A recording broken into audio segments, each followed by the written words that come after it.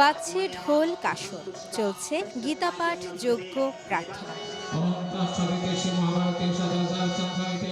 শ্রীকৃষ্ণের জন্মতিথিকে ঘিরে নানান আয়োজনে তাকে স্মরণ করছেন সনাতন ধর্মাবলম্বীরা। এরই ধারাবাহিকতায় রাজধানীর বিভিন্ন স্থান থেকে ভক্তরা আসেন ঢাকেশ্বরী জাতীয় মন্দিরে। তারা বলেন, সমাজের যত অশুভ শক্তি তার বিনাশ হবে শ্রীকৃষ্ণের আশীর্বাদে। ধর্ম বর্ণ নির্বিশেষে সবাই সবার নিজ নিজ ধর্ম পালন করুক। তিনি যেটা আমাদের যে পরামর্শ দিয়ে গেছেন, উপদেশ দিয়ে গেছেন, সেই উপদেশ অনুসরণ করে আমরা আমাদের যে জীবন যাপন করতে পারি।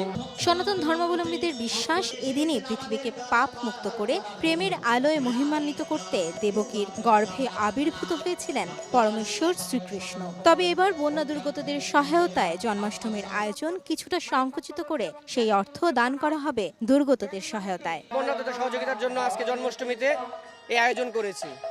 অর্ধেক পাউডারে দ্বিগুণ উজ্জ্বলতা। নতুন রিন অ্যাডভান্সড অর্ধেক পাউডারে দ্বিগুণ উজ্জ্বলতা। আয়োজকরা বলছেন, এবারের জন্মাষ্টমীর উদ্দেশ্য সৃষ্টিকুলের মধ্যে বিদ্যমান সকল বৈষম্য দূর করা। আমরা চাই না হিন্দু, মুসলমান, বৌদ্ধ, খ্রিস্টান, ব্রাহ্মণ, ক্ষত্রিয়, বৈশ্য, শূদ্র এগুলি নিয়ে কোনো বিভেদ থাকুক।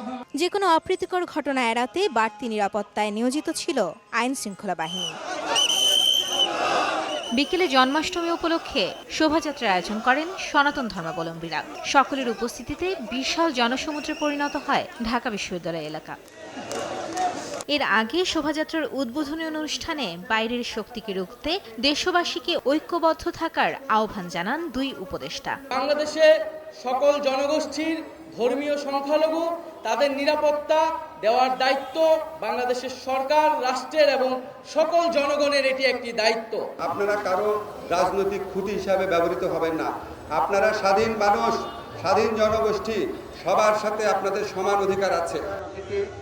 মানুষে মানুষে যত বিভেদ, বৈষম্য সকল কিছু কেটে যাবে বিশ্বজুড়ে চলমান সকল অস্থিরতা।